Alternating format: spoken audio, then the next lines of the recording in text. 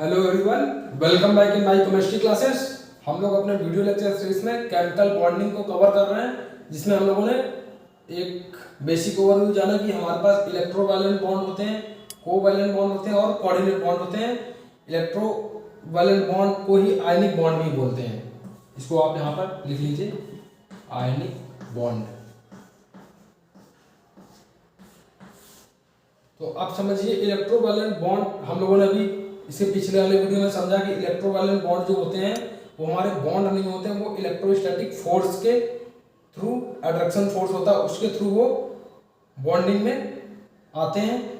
तो वो भी हम लोगों ने जाना कि वो हमारे मेटल और नॉन मेटल के बीच में बनते हैं और बाई ट्रांसफर ऑफ, इसमें देखिए बाई ट्रांसफर ऑफ वन और मोर इलेक्ट्रॉन, जितने इलेक्ट्रॉन ट्रांसफर होंगे उतने ही प्लस चार्ज और गेन करने पे उतने ही माइनस चार्ज उसके ऊपर आते चले जाएंगे।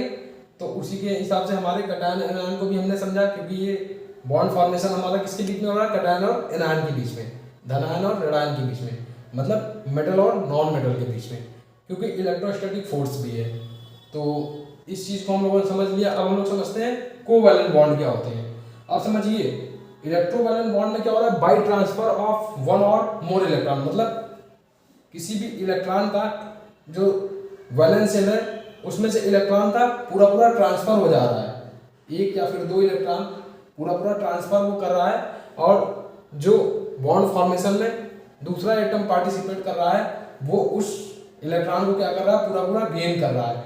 इस वजह से वो लोग अपनी valence shell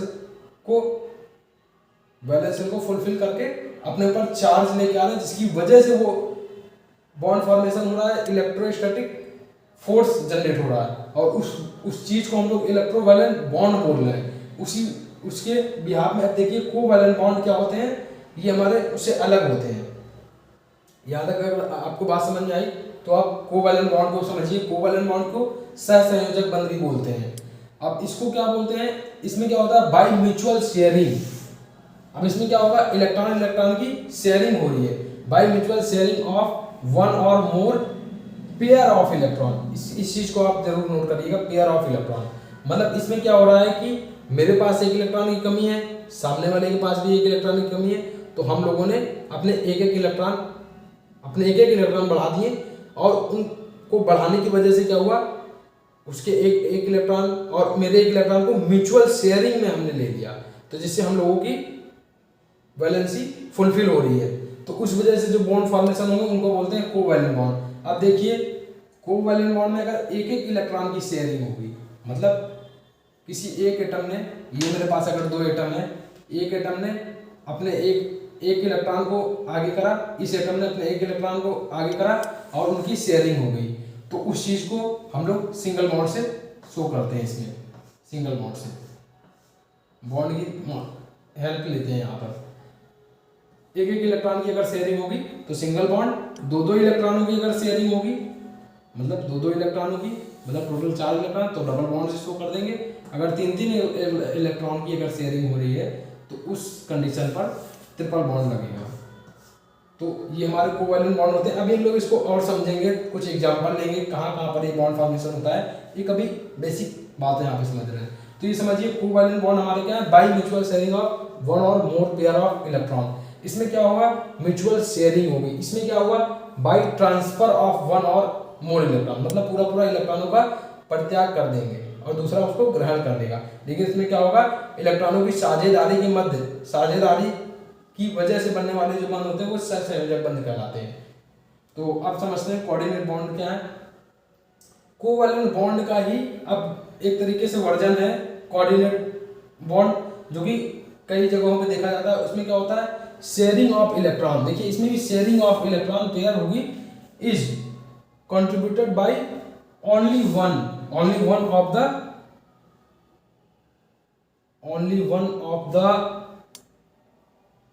combining atom.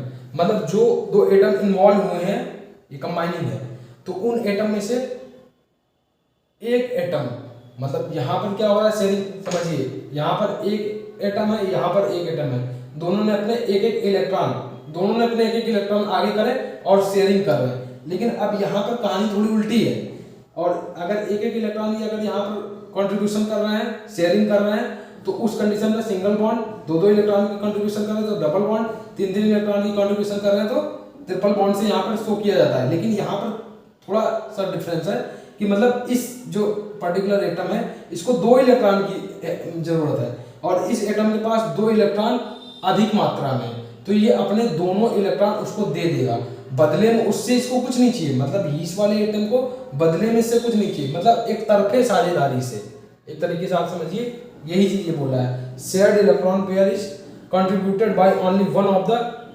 Combining atom. जो कॉम्बिनेशन में एटम पार्टिसिपेट कर रहे हैं उसमें क्या कर रहा है, इलेक्ट्रॉन का पेयर जो हो रहा है contributed by only one of the combining atom. मतलब दो अगर एटम अगर इन्वॉल्व हो रहे हैं तो सिर्फ एक एटम ही कंट्रीब्यूशन करेगा। अब इसमें एक तरीके से समझिए, अगर वो एक तरफे साझेदारी से होता है तो इसको एरो से दिखा देते हैं। मतलब अगर इसने अपने दोनों इलेक्ट्रॉन इसको दिए तो इसको इस तरीके से एरो से दिखा देते हैं। अभी कुछ एग्जांपल अभी आप समझोगे तब आपको समझ में आएगा। इसको आप थोड़ा सा नोट कर लीजिए और उसके बाद फिर हम लोग कोवैलेंट बॉन्ड के कुछ एग्जांपल देखते हैं, फिर कोऑर्डिनेट बॉन्ड के कुछ एग्जांपल देखते हैं, और फिर उसके बाद सारे का एक ओवरव्यू लेते हैं। क्योंकि देखिए केमिकल बॉन्डिंग चैप्टर ये इजी नहीं है, क्योंकि इसमें केमिकल बॉन्डिंग हमारा यहीं पे ख़त्म नहीं हो जाता है। क्योंकि अभी हमें हाइड्रोजन बॉन्डिंग पढ़नी है, फिर हाइड्रोजन बॉन्डिंग के अंदर भी इंटरमॉलिक्यूलर इंट्रामॉलिक्यूलर हाइड्रोजन बॉन्डिंग है। वो सारी बॉन्डिंग पढ़ने के बाद जब सारा और चीज़ें आपके पास आ जाएगी तब क्वेश्चन इस तरीके से एराइज होते हैं कि इस तरीके के बॉन्ड फॉर्मेशन वाले कंपाउंड हमें दिए जाएंगे। आप क्वेश्चन समझिए, बॉन्ड फॉर्मेशन वाले हमें कंपाउंड दिए जाएंगे, कुछ कोवैलेंट बना देंगे, कुछ कोऑर्डिनेट बॉन्डिंग बना देंगे, कुछ इलेक्ट्रोवैलेंट। तो उनकी हमसे कैरेक्टरिस्टिक पूछी जाएगी कि उसका मेल्टिंग पॉइंट किसका कम होगा, किसका ज़्यादा होगा, और किसका बॉइलिंग पॉइंट ज़्यादा होगा कम होगा। इस तरीके से हमसे क्वेश्चन एराइज होंगे। तो अभी एक छोटा सा मतलब स्टार्टिंग करके हम लोग इसको बड़ी की तरफ बढ़ते हैं। तो पहले आप इसको नोट करिए, फिर इसको रफ करके हम लोग कुछ एग्जाम्पल देखते हैं। तो देखिए यहाँ पर हमें कुछ एग्जाम्पल दिए गए हैं, जैसे अमोनिया है, मीथेन है। तो इनके हमें कोवैलेंट बॉन्ड के स्ट्रक्चर बनाते हैं हम लोग, लुईस डॉट स्ट्रक्चर को, और उसकी हेल्प से हम लोग जानने की कोशिश करते हैं। अब देखिए कोवैलेंट बॉन्ड में शेयरिंग होगी और इलेक्ट्रोवैलेंट बॉन्ड में ट्रांसफर हो रहा था इलेक्ट्रॉन का। तो जब शेयरिंग हो रही है तो इसमें मेटल नॉन मेटल इस तरीके की कंडीशन नहीं होगी। नॉन मेटल में लगभग ये हमारे देखेंगे नॉन मेटल है, कार्बन भी हमारा नॉन मेटल है, हाइड्रोजन भी नॉन मेटल है, नाइट्रोजन भी नॉन मेटल है, हाइड्रोजन भी नॉन मेटल है, कार्बन भी नॉन मेटल है, हाइड्रोजन भी नॉन मेटल है। तो ये लगभग हमारे नॉन मेटल में ही बनते हैं, ये समझिए आप। इसमें मेटल और नॉन मेटल जैसी चीज़ें नहीं। फिर अभी इसको पहले बनाते हैं फिर और समझते हैं। अब देखिए NH3 में क्या है, अब ये हमारा नाइट्रोजन है, नाइट्रोजन एक है और हाइड्रोजन कितने हैं, तीन है, हाइड्रोजन के तीन एटम है। तो इस तरीके का एक कंपाउंड अगर बना हुआ है तो इसका कोवैलेंट बॉन्ड से रिप्रेजेंटेशन किस तरीके से होगा, इस चीज़ को हमें देखना है। तो अब देखिए नाइट्रोजन हमारा सेंटर में आ जाएगा, हाइड्रोजन हमारे तीन है, तो इसके तीन तरफ हाइड्रोजन को हम लोग शो कर देते हैं। अब नाइट्रोजन की लास्ट ऑर्बिट में कितने इलेक्ट्रॉन होते हैं, 5 इलेक्ट्रॉन होते हैं। तो 5 इलेक्ट्रॉन होते हैं तो 1 2 3 और 2 इलेक्ट्रॉन को यहाँ पे शो कर दिया। अब ये नाइट्रोजन के मैंने सारे दिखा दिए इलेक्ट्रॉन, और हाइड्रोजन की लास्ट ऑर्बिट में 1 इलेक्ट्रॉन होता है, उसको स्टार से बना दिया। हाइड्रोजन की लास्ट ऑर्बिट में 1 इलेक्ट्रॉन, इसको भी स्टार से बना दिया। और यहाँ भी हाइड्रोजन की लास्ट ऑर्बिट में 1 इलेक्ट्रॉन होता है, उसको भी स्टार से बना दिया। तो अब समझिए, अब इसका लुईस डॉट स्ट्रक्चर क्या बनेगा, हाइड्रोजन को अपनी वैलेंस जो है सेल उसको फुलफिल करने के लिए लास्ट ऑर्बिट में उसको 2 इलेक्ट्रॉन चाहिए, तो वो इसके पास 1 इलेक्ट्रॉन है, उसने 1 इलेक्ट्रॉन नाइट्रोजन से शेयरिंग कर ली। अभी ये यूनि डायरेक्शन में शेयरिंग हुई, सिर्फ हाइड्रोजन ने 2 इलेक्ट्रॉनों से शेयरिंग करी है, नाइट्रोजन ने भी नहीं करी है। समझते जाइए भैया आप। इसी तरीके से सेम इस हाइड्रोजन के पास भी उसकी लास्ट ऑर्बिट में अगर 2 इलेक्ट्रॉन हो जाए तो इसका ऑर्बिट पूरी हो जाएगी सेल इसकी। तो इसने क्या करा, इसने पेयरिंग कर लिया इससे, ये पेयरिंग हो गई। सेम चीज ये हाइड्रोजन भी पेयरिंग कर लेगा। अब बात करते हैं, हाइड्रोजन तो सारे अपनी लास्ट ऑर्बिट में इलेक्ट्रॉनों को फुलफिल कर लिए हैं, लेकिन अब नाइट्रोजन की बात करते हैं। तो नाइट्रोजन के पास इलेक्ट्रॉन है कितने, 1 2 3 4 5 जो डॉट्स हैं वो नाइट्रोजन के इलेक्ट्रॉन है। अभी इसको अपनी वैलेंस इलेक्ट्रॉन को फुलफिल करने के लिए कितने इलेक्ट्रॉन चाहिए? 3। तो वो सभी इलेक्ट्रॉनों से शेयरिंग कर लेगा। इस कंडीशन में वो सभी इलेक्ट्रॉनों से सभी एक एक इलेक्ट्रॉन लेके शेयरिंग कर लेगा। तो ये शेयरिंग इस तरीके से हुई। तो अब देखिए नाइट्रोजन हाइड्रोजन के बीच में एक एक इलेक्ट्रॉन की शेयरिंग हो रही है, नाइट्रोजन हाइड्रोजन के बीच में एक एक इलेक्ट्रॉन की शेयरिंग हो रही है, इधर नाइट्रोजन हाइड्रोजन के बीच में एक एक इलेक्ट्रॉन की शेयरिंग हो रही है। और नाइट्रोजन ये बड़े वाले सर्किल में इसके इलेक्ट्रॉन के लिए 1 2 3 4 5 और 6 7 8 इसके भी पूरे हो रहे हैं, इसके भी पूरे हो रहे हैं, इसके भी पूरे हो रहे हैं। और मैंने आपको बताया था कोवैलेंट बॉन्ड में जहाँ पर एक एक इलेक्ट्रॉन की शेयरिंग होगी उसको सिंगल बॉन्ड से शो कर दिया जाता है। तो ये इसका स्ट्रक्चर बन गया।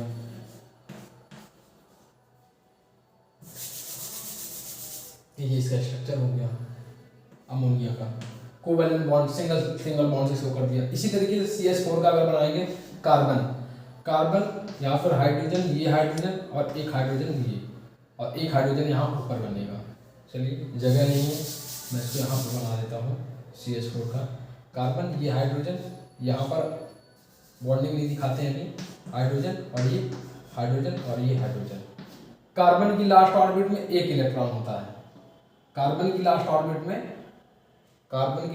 में सॉरी 4 इलेक्ट्रॉन होते हैं, जिसको हम लोग शो कर देंगे 1 2 3 और ये 4 कार्बन की।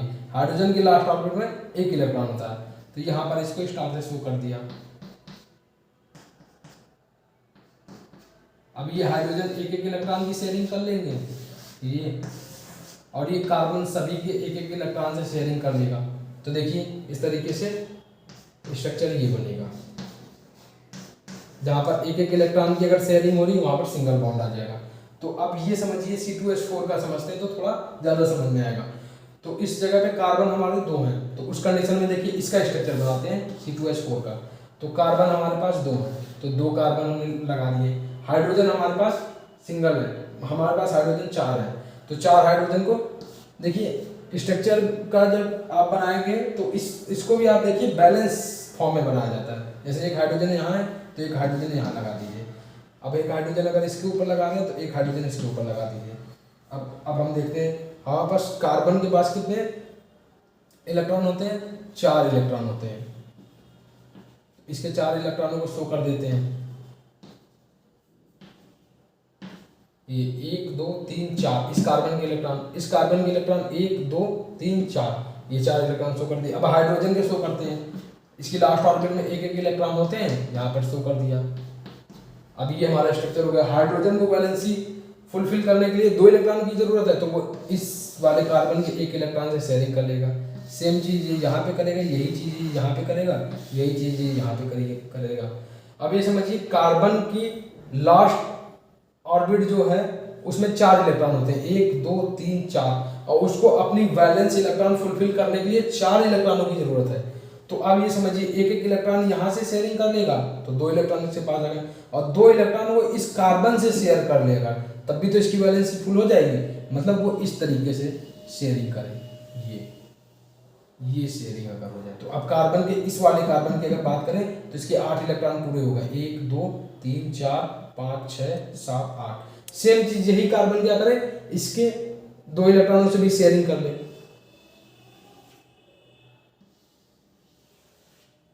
तो अब देखिए यहाँ पर इस जगह पर तो एक एक इलेक्ट्रॉन की शेयरिंग हो रही है, एक एक इलेक्ट्रॉन तो सिंगल बॉन्ड, एक एक इलेक्ट्रॉन की शेयरिंग सिंगल बॉन्ड, एक एक इलेक्ट्रॉन की तो सिंगल बॉन्ड, और यहाँ पर 2 इलेक्ट्रॉन की शेयरिंग हो रही है तो डबल बॉन्ड। तो इसका स्ट्रक्चर इस तरीके से भी बनाया जा सकता है, कार्बन कार्बन डबल बॉन्ड से, हाइड्रोजन सब सिंगल बॉन्ड से। ये इसका स्ट्रक्चर इस तरीके से भी रिप्रेजेंट किया जा सकता है C2H4 का।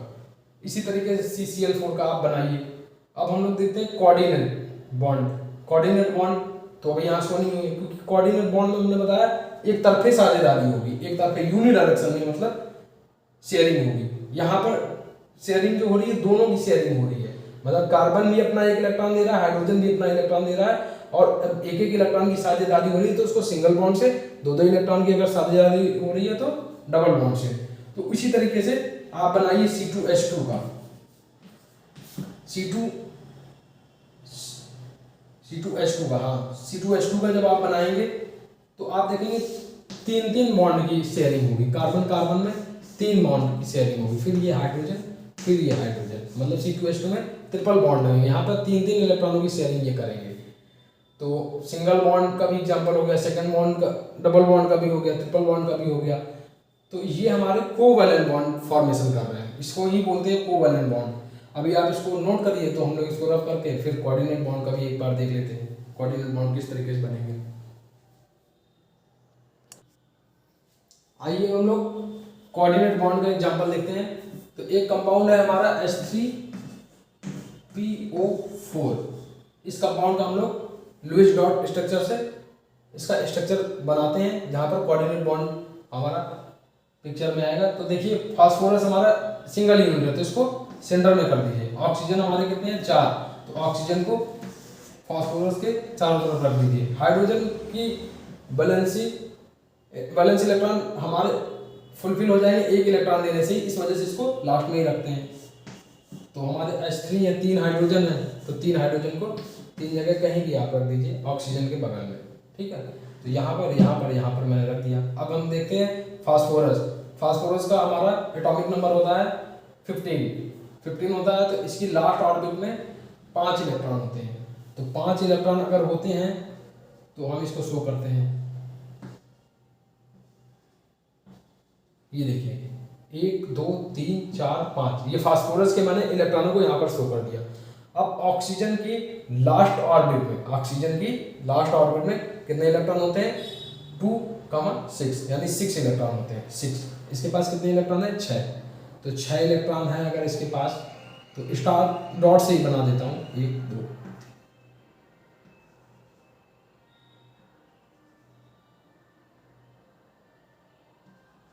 ठीक है।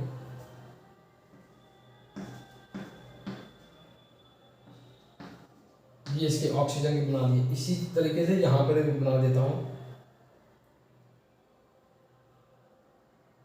6 इलेक्ट्रॉन हमें यहाँ पे शो कर रहे हैं, स्टार से ही बनाता हूँ, नहीं तो आपको कंफ्यूजन होगा।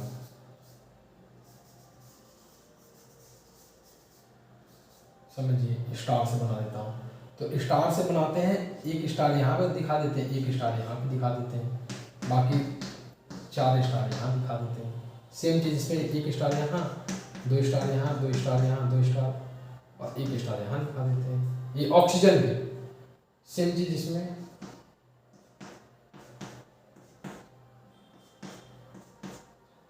सिक्स इलेक्ट्रॉन वहाँ पे शो कर दिए।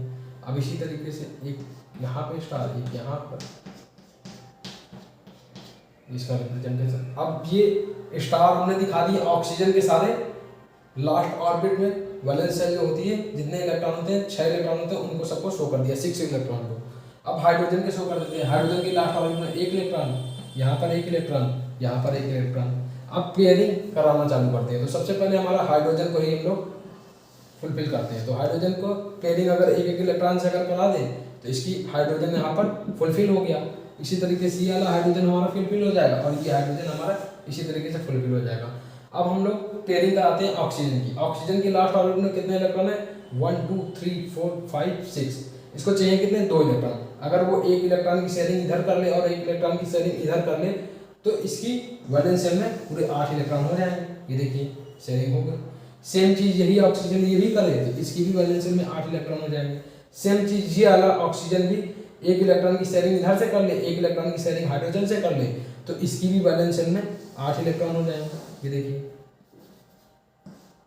जब ये कंडीशन हमारी फुलफिल हो जा रही है तो उस कंडीशन में अब इसके पास, फास्फोरस के पास कितने इलेक्ट्रॉन बचे, लास्ट में 2 इलेक्ट्रॉन बचे। तो ये 2 इलेक्ट्रॉन बचे और फास्फोरस की लास्ट ऑर्बिट में अब गिनते हैं कितने इलेक्ट्रॉन हैं। तो देखिए 1 2 3 4 5 तो इसके पास अपने खुद के थे। अगर वो शेयरिंग करता है इस ऑक्सीजन के 1 इलेक्ट्रॉन से और इस ऑक्सीजन के 1 इलेक्ट्रॉन से और इस ऑक्सीजन के 1 इलेक्ट्रॉन से, तो इसके पास 3 इलेक्ट्रॉन, इन तीनों ऑक्सीजन से 1 इलेक्ट्रॉन मिल जाएगा। तो इसकी लास्ट ऑर्बिट में तो 8 इलेक्ट्रॉन आ जाएंगे। तो इसको अब कोई ज़रूरत नहीं है बॉन्ड फॉर्मेशन की। किसको, फास्फोरस को। तो फास्फोरस ने अपना ये इलेक्ट्रॉनों की शेयरिंग कर ली आपस में, एक इस ऑक्सीजन से कर ली, एक इस ऑक्सीजन से, एक इस ऑक्सीजन से।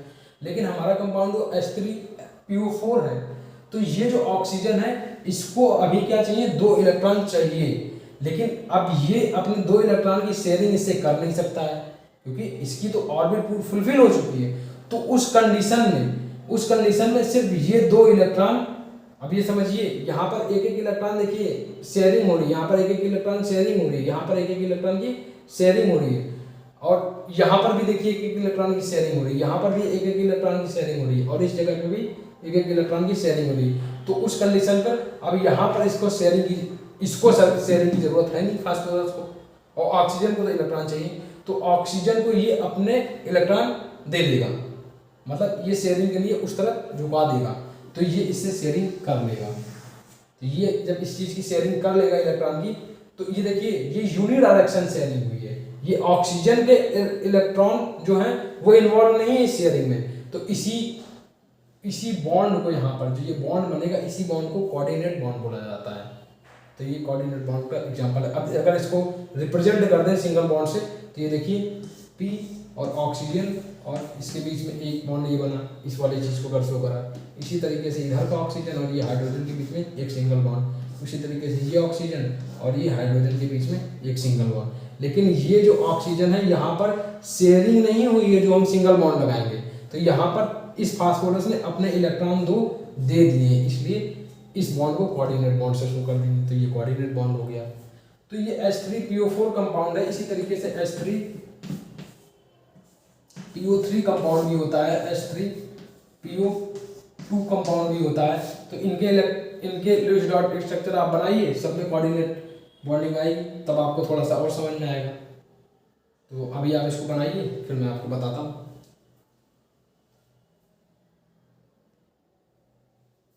चलिए अब देखते हैं, अगर आपने इसको अगर बनाया हो H3PO3 का या H3PO2 का, तो आपको एक चीज़ समझ में आ रही होगी कि भाई यहाँ पर हमारे पास 4 ऑक्सीजन थे, 4 ऑक्सीजन के एटम थे, लेकिन यहाँ पर 3 ही ऑक्सीजन के एटम है।